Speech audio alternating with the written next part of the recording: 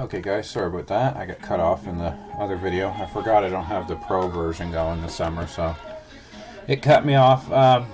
So again, whoops, Vasilevsky would probably be my top pick. He was just too good last year not to.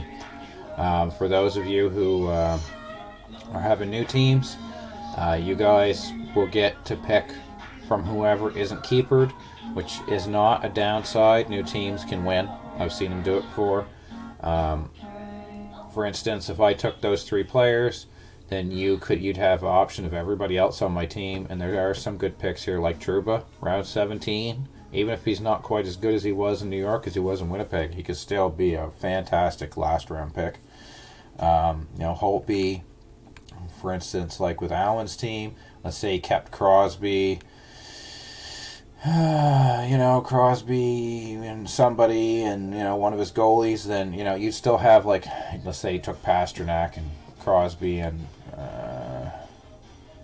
he's probably not going to keep his goalies.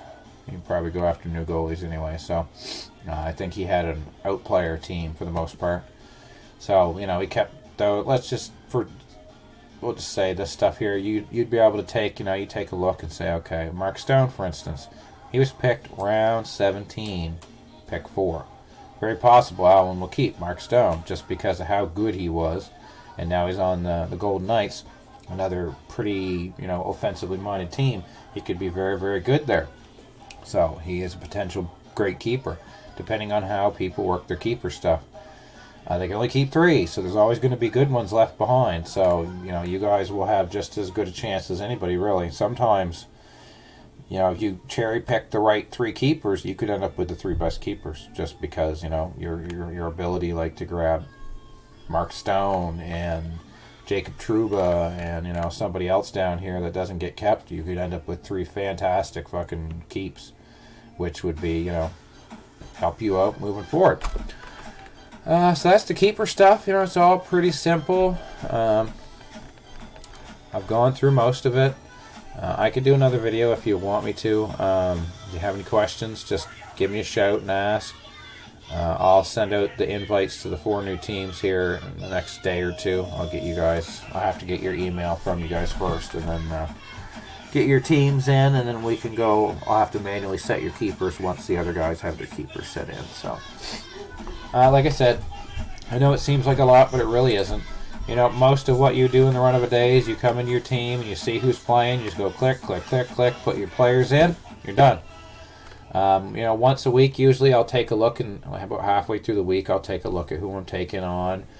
If there's any stats that I can, try to fill, if I need a couple extra blocks or something, I'll drop a player and pick up a player from the free agency list that fills that spot.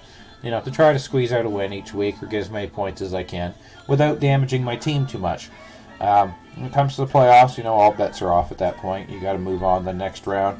I've totally dismantled my team before, for the most part, just to get through to the next round and then lose. But, you still try to go as far as you can. No point in just losing and then not making it to the next round. So you do whatever you can at that point. But during the regular season, it depends on how well your team's doing. If you have a couple people you can add and drop, then you can use those players, rotate them in and out to gain the points that you need.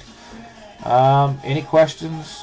Just fire me off a message. I can try to explain it to you, or I can do a video about it. Sometimes it's easier just for me to show you guys with the videos, because then I can actually go in, like, how do I add a player? Well, okay, you go here, you click this, and then you choose your player. Let's say I'm going with Nathan McKinnon. You click your player, it would come to another screen. It would come to your screen, say who would you like to drop. You click the player you'd like to drop, and then it asks you to confirm it, and you say yes, and then the next day, the following day, that player will be added to your team.